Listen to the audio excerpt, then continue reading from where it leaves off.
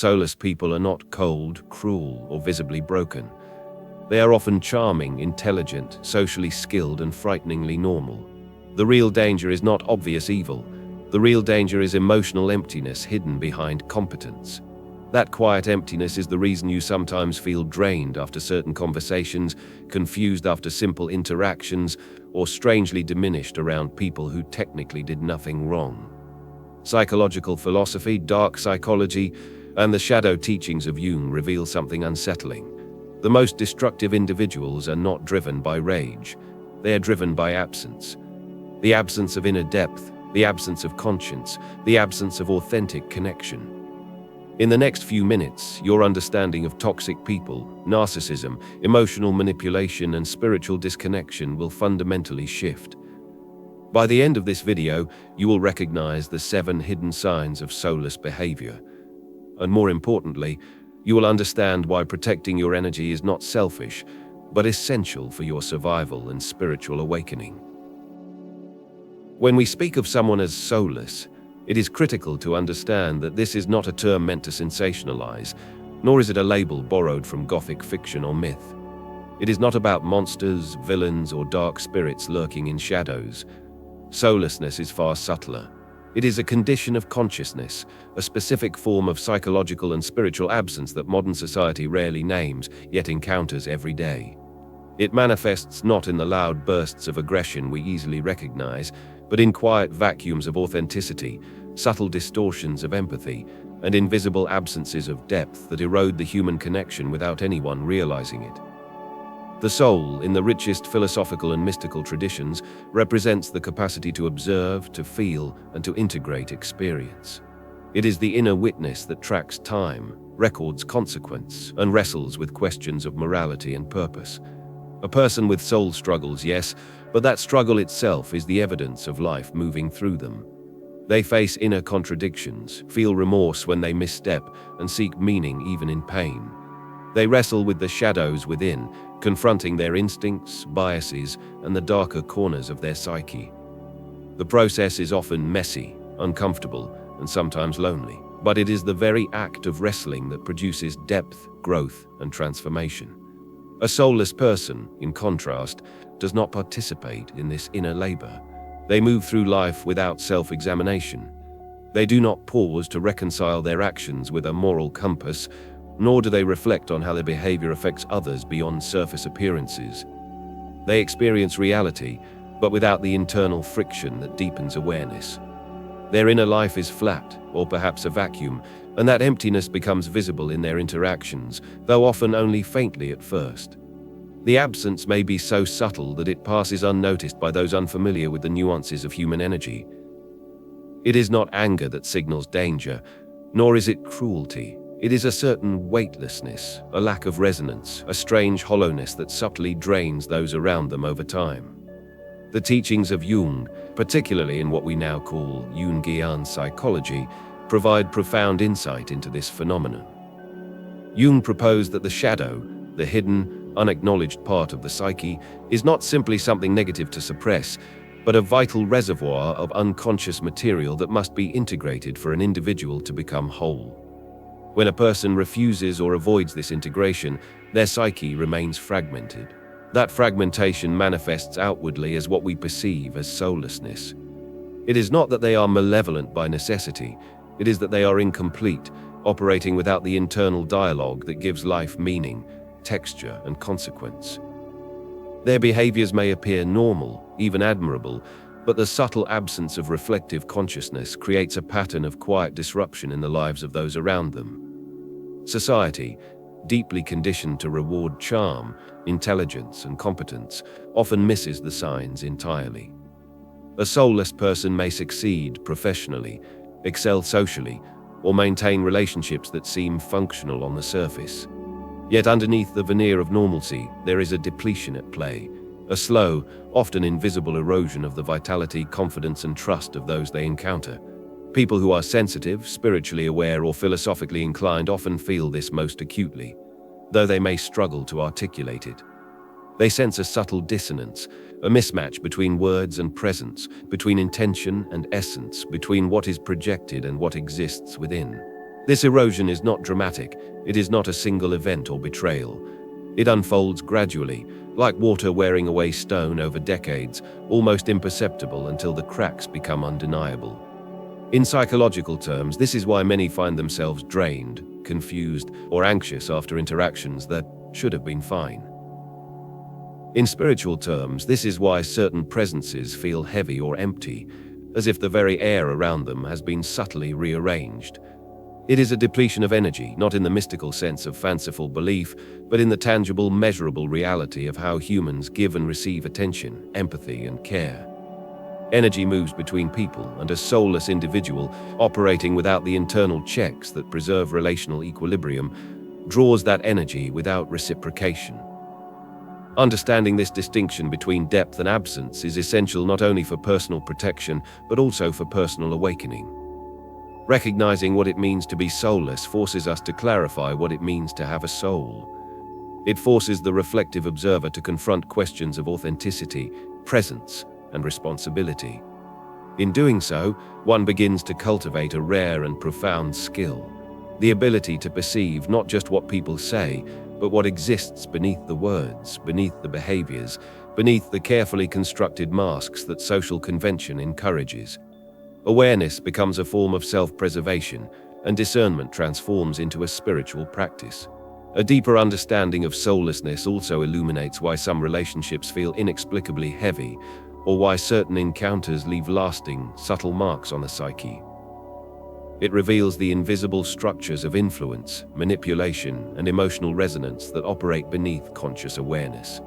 Once perceived, this knowledge is transformative. It allows one to navigate social and spiritual spaces with precision, to identify the difference between surface charm and authentic depth, and to make choices that protect both psychological integrity and spiritual vitality.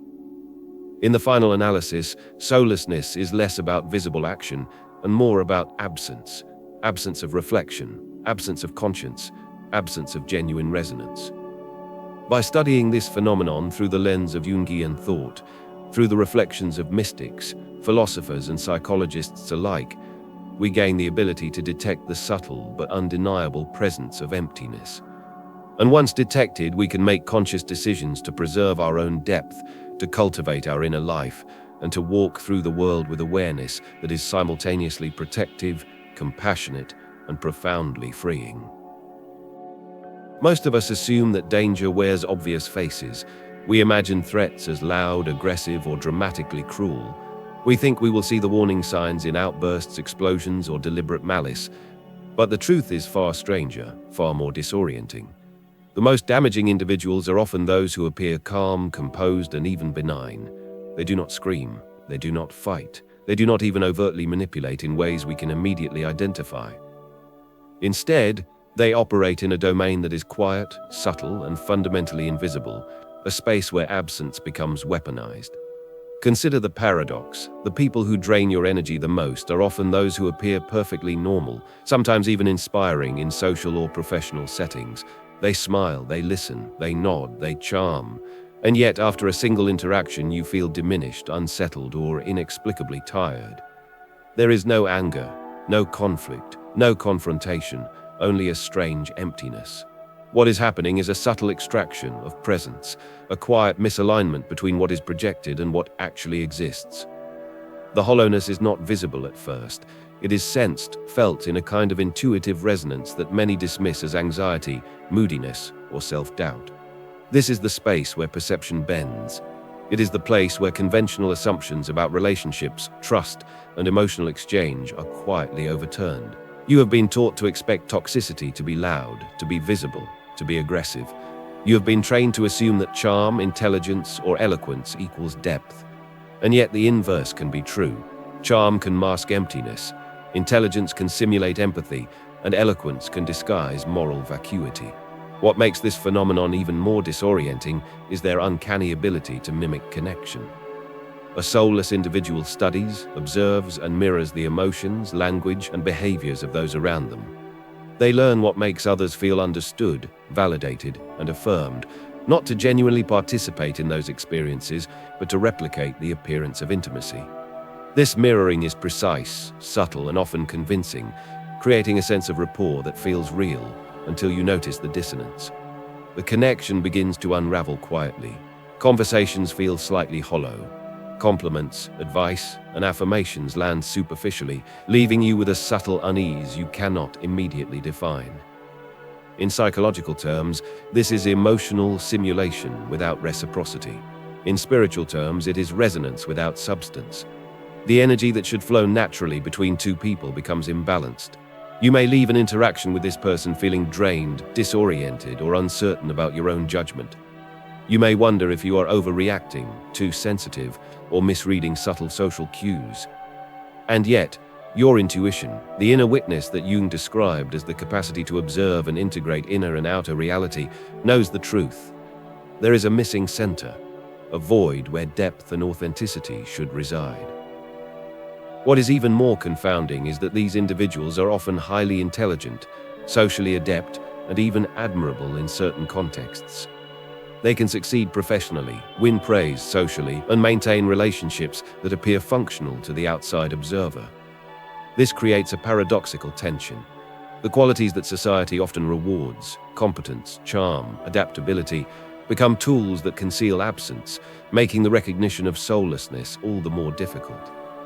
It is a lesson in discernment that cannot be learned from surface impressions alone. The tension deepens when we consider their indifference, which is not hostility but something far more destabilizing. Anger or aggression at least acknowledges your existence. Indifference reduces presence to utility.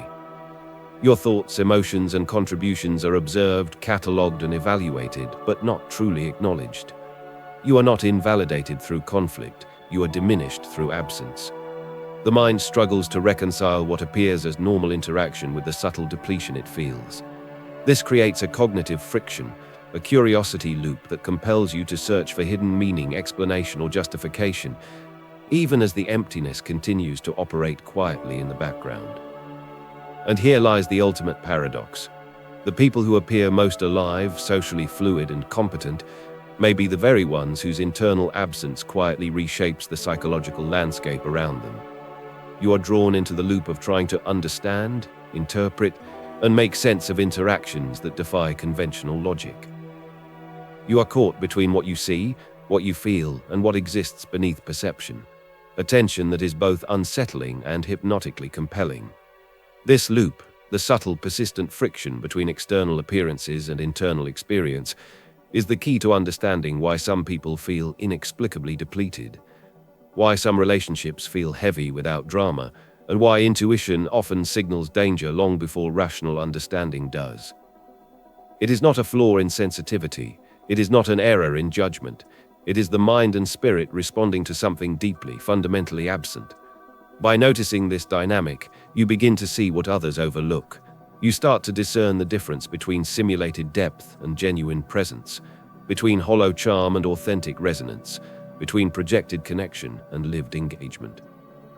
You begin to understand that absence can be as destructive as aggression, that hollowness can be more destabilizing than hostility, and that subtlety can conceal more danger than the overtly visible.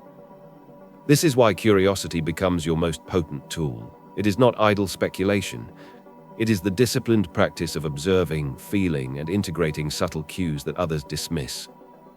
Curiosity, in this sense, is an act of self-preservation, a form of spiritual discernment, and a pathway toward liberation from invisible depletion.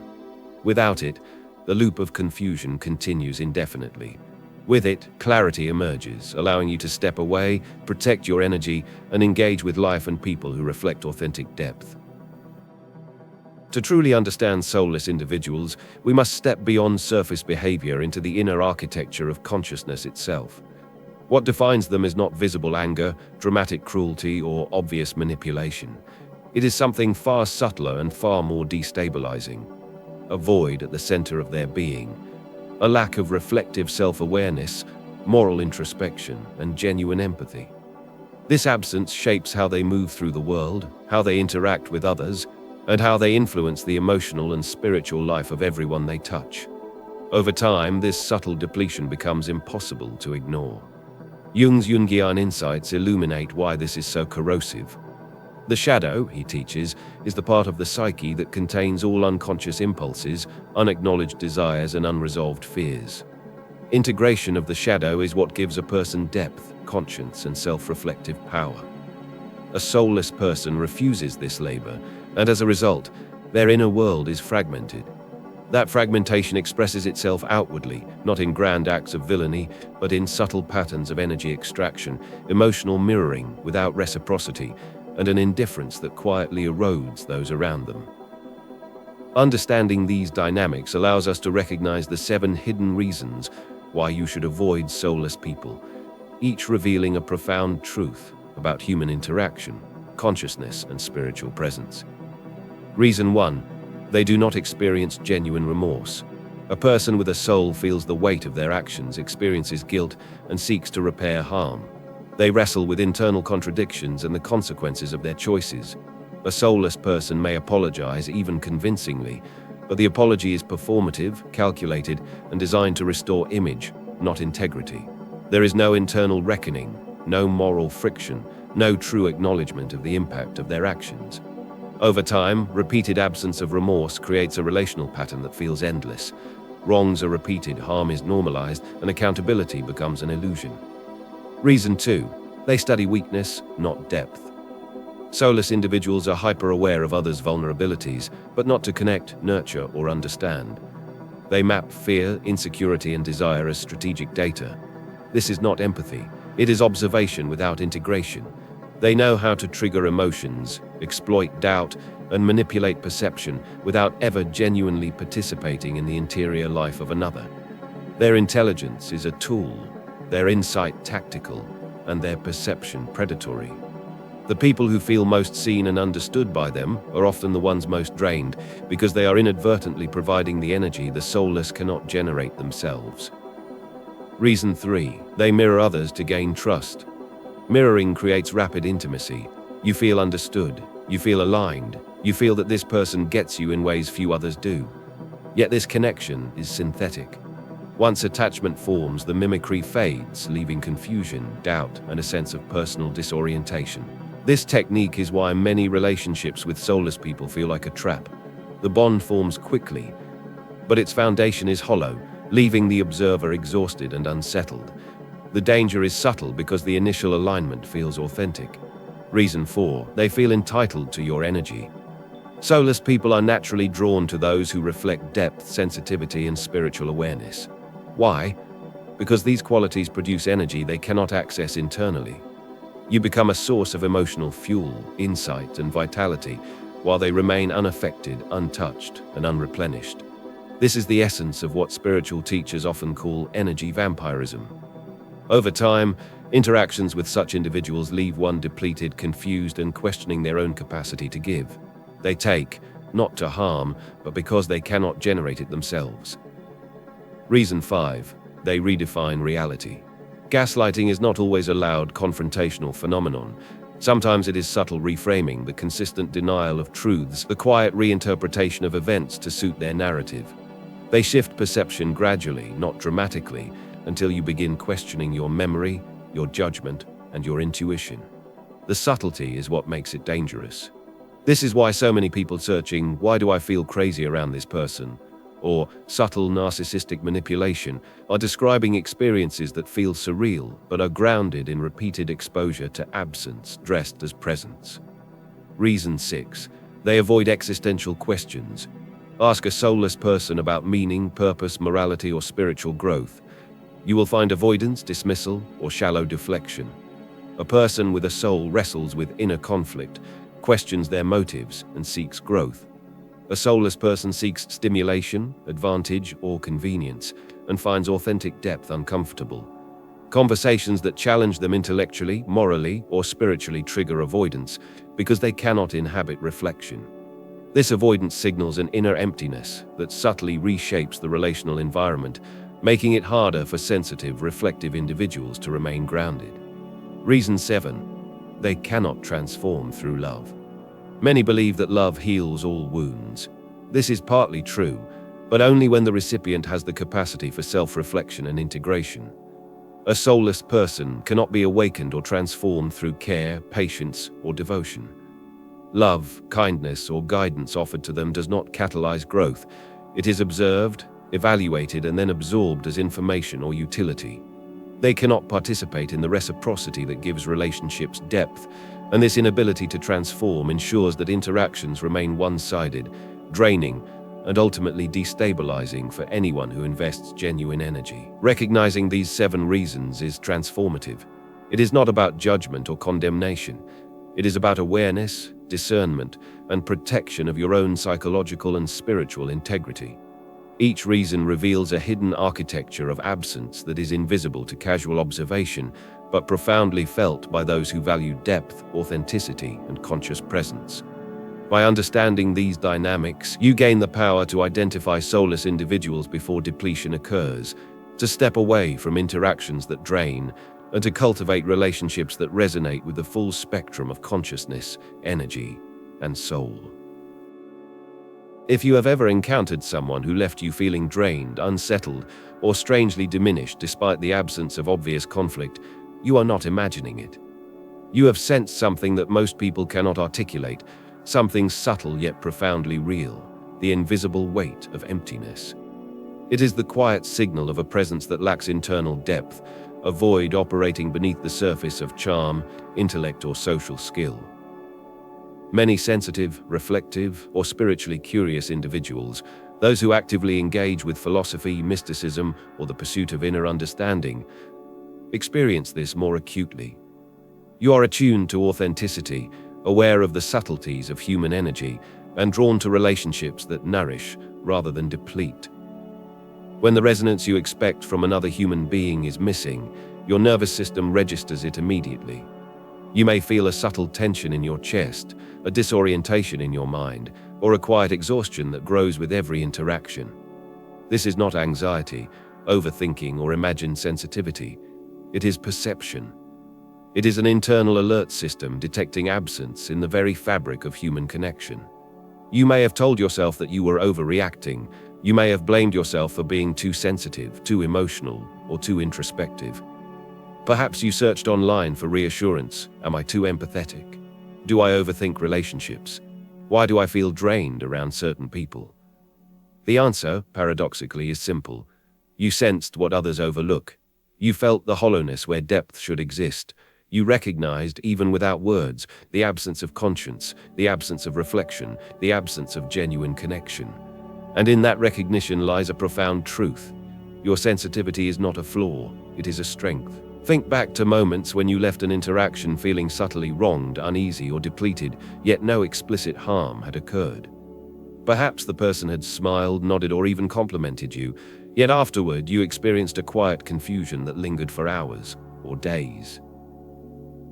That is the energy of absence at work. It is not aggression, it is not malice, it is the gravitational pull of hollowness, drawing presence from others without leaving anything in return. Those who are spiritually or psychologically aware often feel this as a hollow echo inside themselves, an imperceptible vibration that disrupts alignment with their own inner life. You may have also noticed patterns, the same type of person appearing repeatedly in your life, relationships that seem bright at first but subtly erode your confidence or clarity, encounters that leave a residue of tension or self-doubt. These are not coincidences. Your intuition, your internal compass, has been tracking the invisible structures of human presence.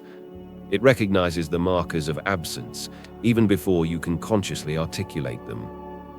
You are not imagining the depletion, you are perceiving it with a level of depth that most people are never taught to cultivate.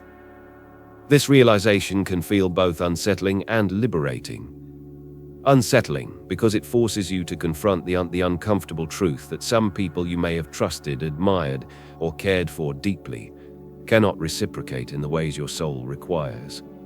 Liberating, because it gives you clarity, a framework for understanding your experiences, and the permission to protect yourself without guilt or shame.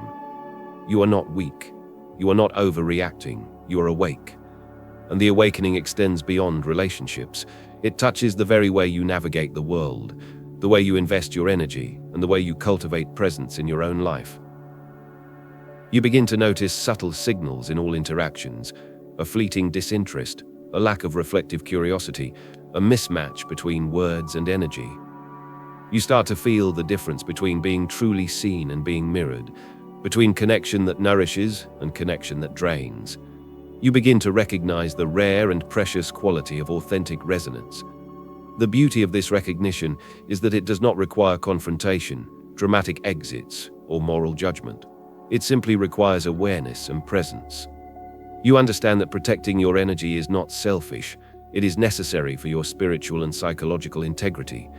You start to cultivate boundaries, not as walls, but as filters, ensuring that the people who remain in your life enhance your depth, clarity, and vitality rather than diminish it. Ultimately, this chapter of personal connection reminds you that the discomfort you have felt, the moments of depletion, the uneasy intuition, you were not mistaken. You were simply sensitive to what most cannot perceive. And that sensitivity is a gift.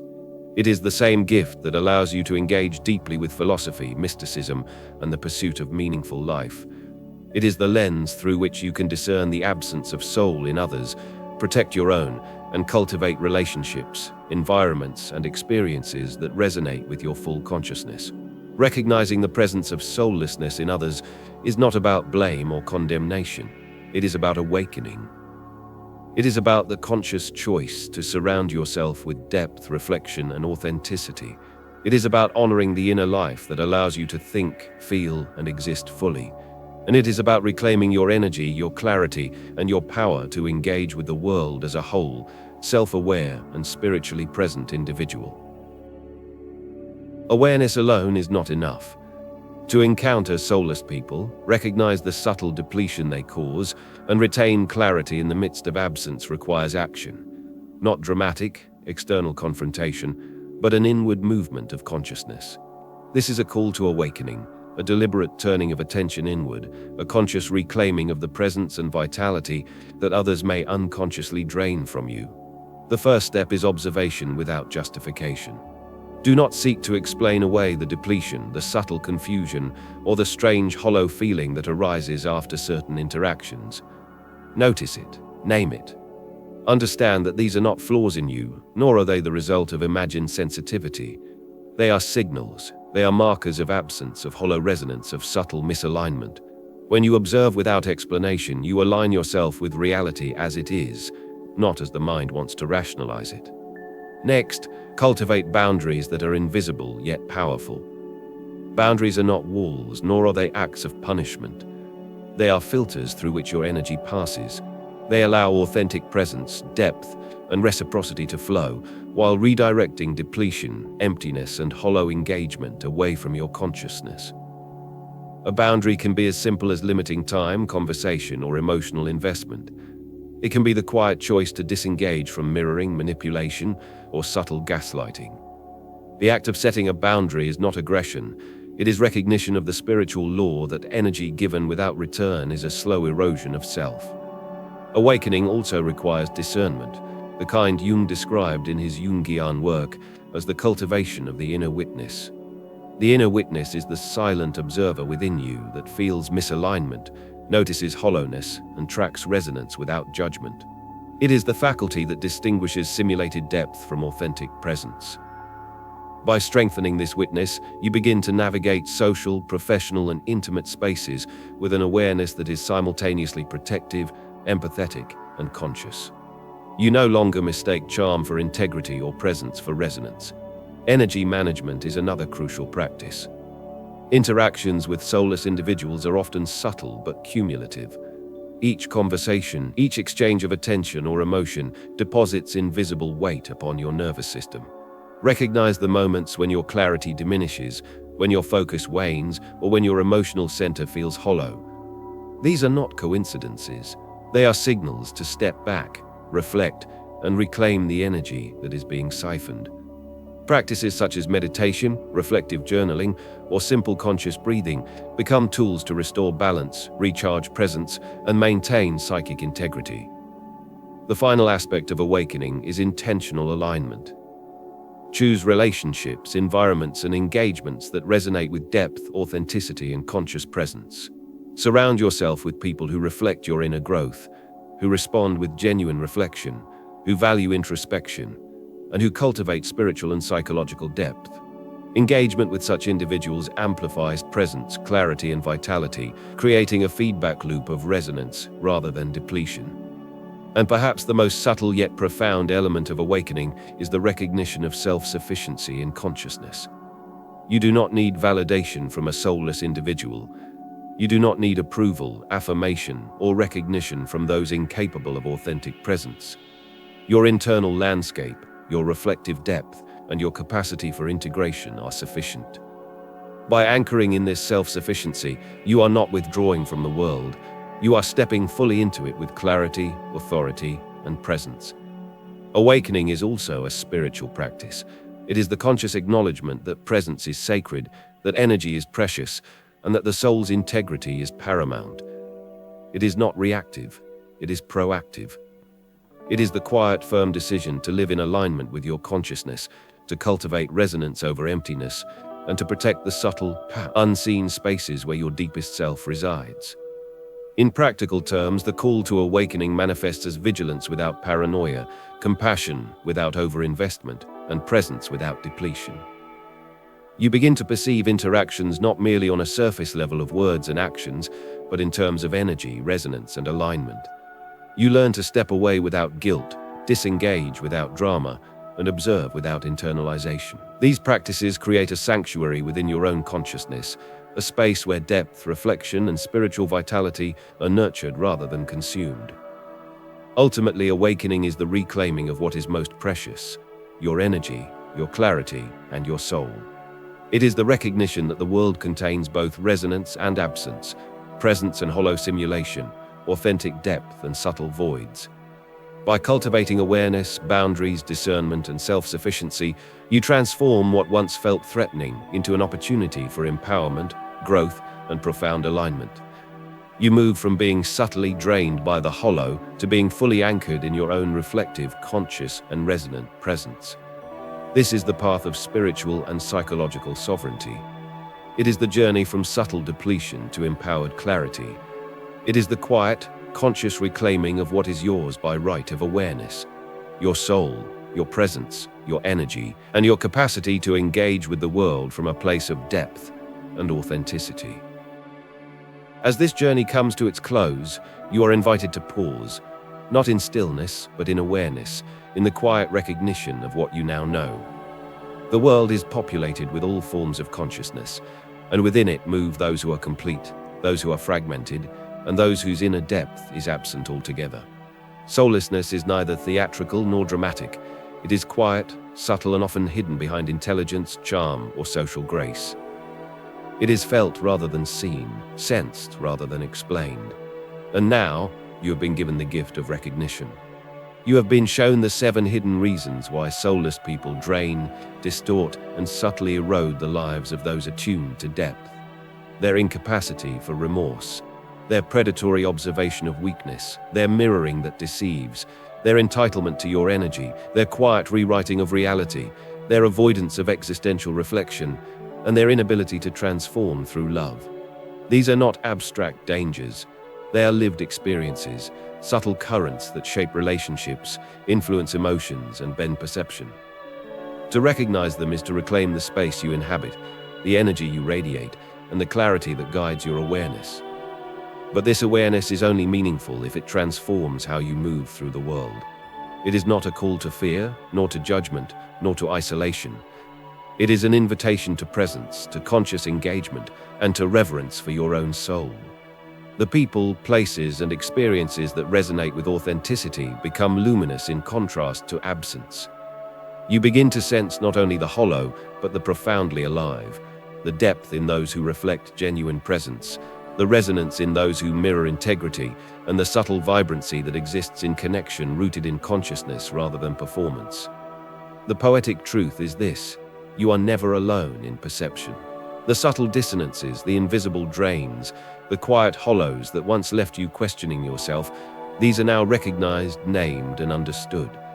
And in that recognition, you discover a rare form of sovereignty, the ability to navigate life without giving away your energy to absence, the capacity to cultivate relationships that nourish rather than deplete, and the freedom to inhabit your own depth without compromise.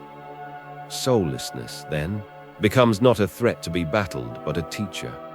Its quiet depletion teaches discernment. Its hollow imitation illuminates authenticity.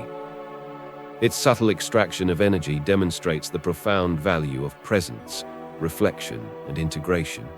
You learn, in other words, that your attention is sacred, your perception is powerful, and your inner life is a field that must be protected and cultivated with care. And as you carry this awareness forward, you begin to see the world with a new clarity. Interactions that once left you drained now appear in patterns. Choices that once seemed murky now reveal their resonance. The energy that flows between people, once invisible, now becomes visible. You recognize the rare, the precious, the truly alive, not by their words alone, but by the depth, reflection, and presence that emanates from their being. In the quiet of your own consciousness, you discover something extraordinary. The presence you carry within is stronger than any external void. Your soul, your capacity for reflection, your ability to resonate deeply, cannot be depleted unless you allow it. And because you now know how to discern, protect, and honor this internal depth, you move through the world with a subtle authority, a quiet power, and a luminous clarity that is felt by all, even if unspoken. The ritual of this realization is simple but profound. Recognize absence, protect presence, cultivate depth, and move consciously.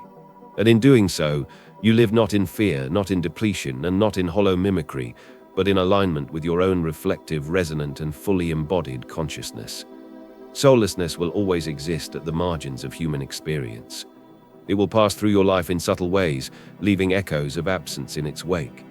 But the depth, clarity, and integrity you cultivate within yourself, these are inviolable. They are the true measure of consciousness, the living presence of the soul, and the foundation upon which all authentic relationships, insights, and experiences are built. And in that presence, in that awareness, in that luminous clarity, you are free. Free from invisible depletion, free from hollow imitation, free to inhabit the fullness of your own soul. The world may contain emptiness, but within you there is depth. The world may reflect absence, but within you there is resonance. The world may mimic life, but within you there is soul. This is the final truth, the lingering realization, the subtle and profound awareness that remains long after words fade. Your presence is sacred, your energy is precious, and your soul is inviolable. And now, you know it.